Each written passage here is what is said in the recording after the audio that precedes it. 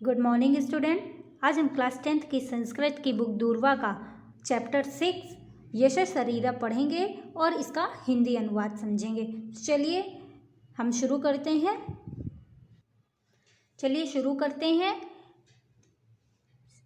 षष्ठ पाठ है यशः शरीरम। अभी ये रेड कलर का बॉक्स है, उसे देखिए आप और समझिए इसका हिंदी अनुवाद। संसारे बहवः जनाः जन्म गृह्णन्ति किंतु तेषु अल्प जनाः एव संसारे ख्याति प्राप्य यशो लभन्ते।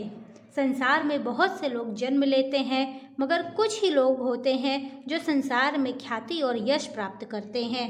ये स्वसुखम स्वार्थ च परित्यज्य लोक मंगल भावनाया लोक कल्याण हितम कार्यम कुर्वन्ति।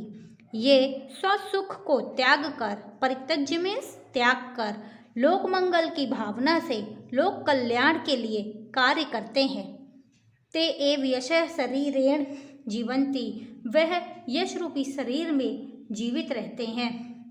आगे देखिए, ये स्वार्थ मात्र चिंतयति ते तु जीवंतोपि मृता इव तिष्ठन्ति। ये स्वार्थ मात्र चिंतयति अर्थात जो केवल स्वार्थ के लिए, अपने स्वार्थ के लिए चिंता करते हैं वह तो जीवित होकर भी मरे हुए के समान है। अस्य भावनायाः विकासायाः बालावबोधनाय च संकलिता कथा अत्र प्रसूयते। अर्थात इस भावना के विकास के लिए और बच्चों में ज्ञान के लिए संकलित कथा यहाँ से प्रस्तुत की गई है। अब चलिए कथा शुरू करते हैं और समझते हैं। गंगा तीरे मार्कंडेय नाम कश्चन मुनि वसति स्म।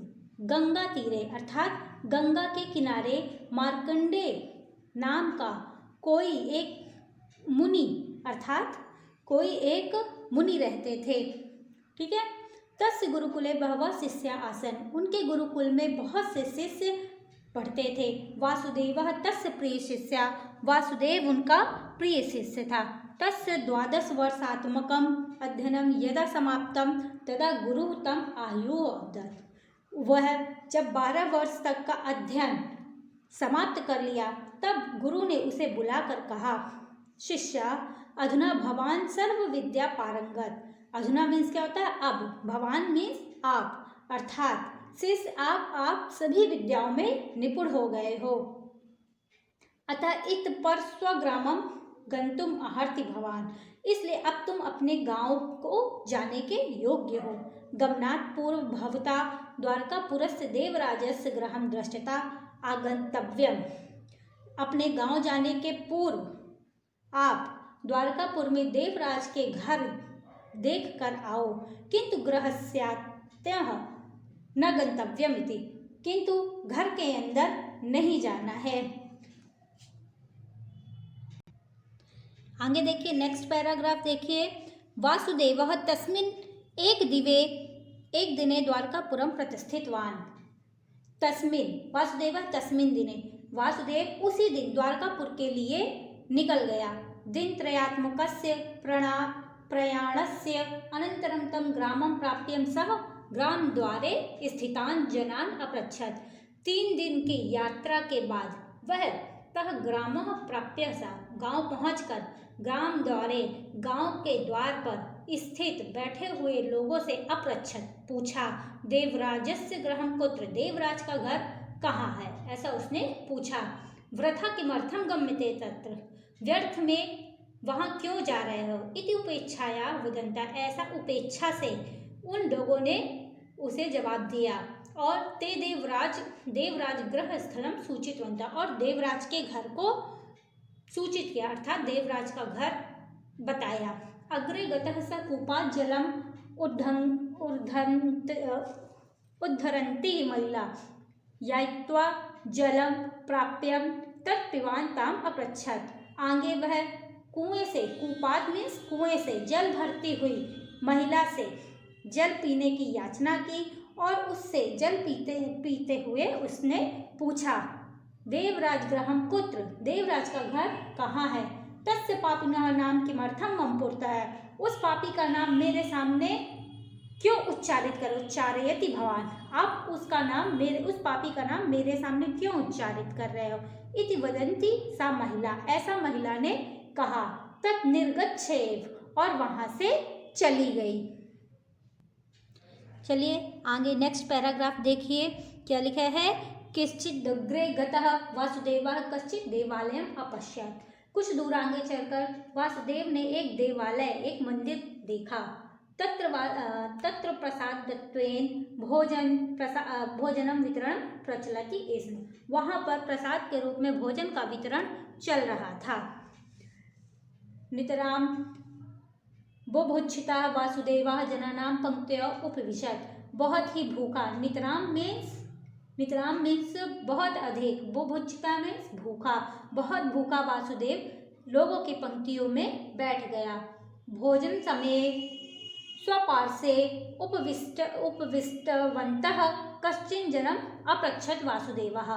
वहाँ पर जहाँ सभी कोई बैठे थे वहाँ पर वासुदेव बैठ गया, भोजन की पंक्ति पर बैठ गया और किसी एक व्यक्ति से उसने पूछा, देवराजः किं धनिका, क्या देवराज धनिक है? इति तदा सा पार्श्वस्थ जना, वहाँ पर पास में बैठे हुए व्यक्ति ने उसे कहा, धिक भवन्ता, आपको धिक्कार है। भोजन काले तस्य पापिना नाम स्मारिता, भोजन काल के समय आप उस पापिनी का नाम क्यों ले रहे हैं? इति वदन भोजनम परित्यज्य उत्तिष्ठ एव, और ऐसा कहकर भोजन का त्याग कर वह वहां से उठ गया। एतद् दृष्ट्वा परिवेशकाः वासुदेवाय अन्य पयासदिकं न परिविष्टवन्तः एव, और ऐसा देखकर और सुनकर वहाँ जो भोजन परसने वाले थे उसे भोजन और खीर आदि नहीं परोसे। अपूर्णोदरः एव सह तत् उत्तिष्ठवान, भूखा ही वह वहाँ से उठ गया। आगे चलिए आगे देखिए।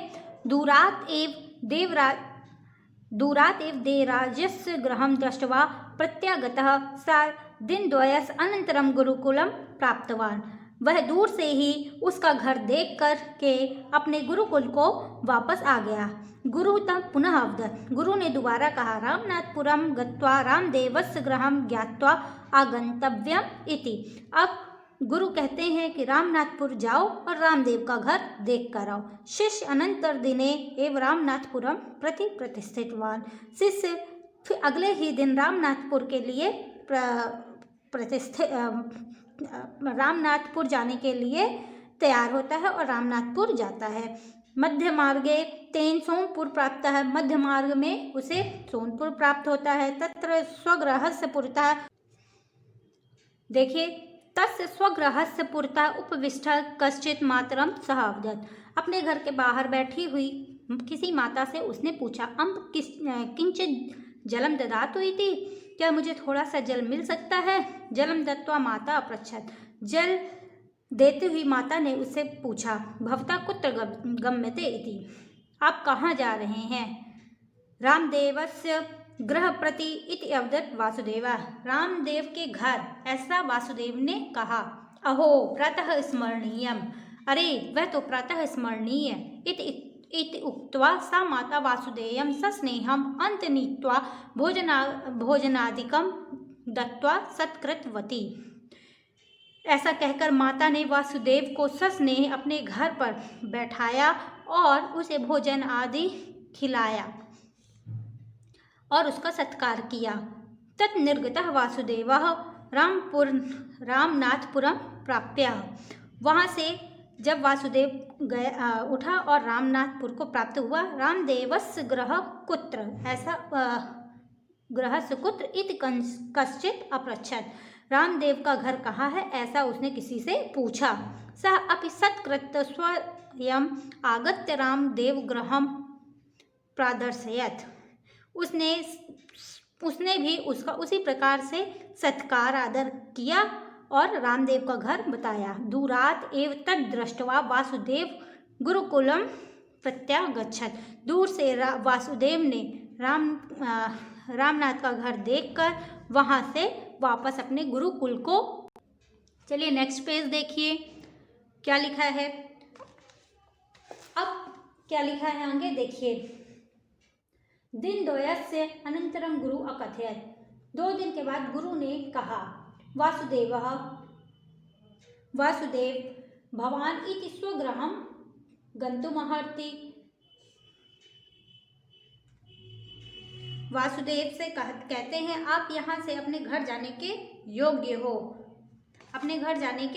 योग्य हो, गमनात् पूर्व भवता देवराजस्य और देवराज और रामदेवयो पूर्ण परिचय प्राप्तव्य इति। जाने के योग्य हो तथा जाने से पहले आपको देवराज और रामदेव का पूरा परिचय प्राप्त करना चाहिए।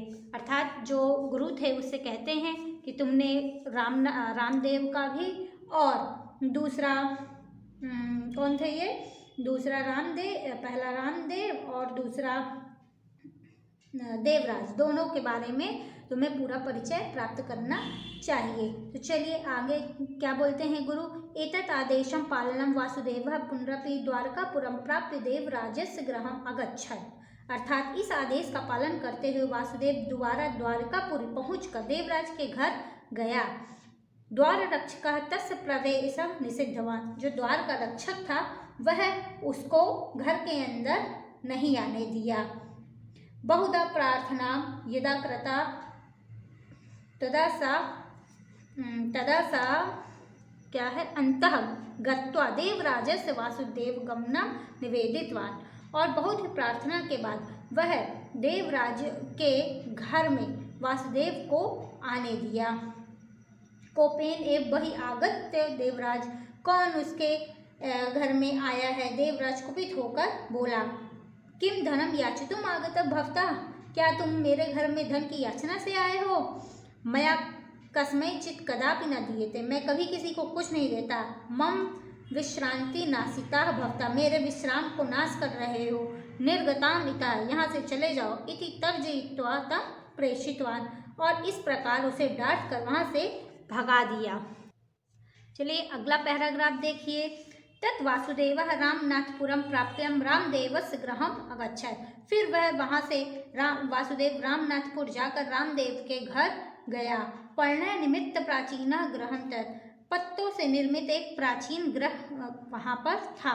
कश्चन युवकः तं सादरं स्वागतीकृत्य पानीय भोजनादि भी।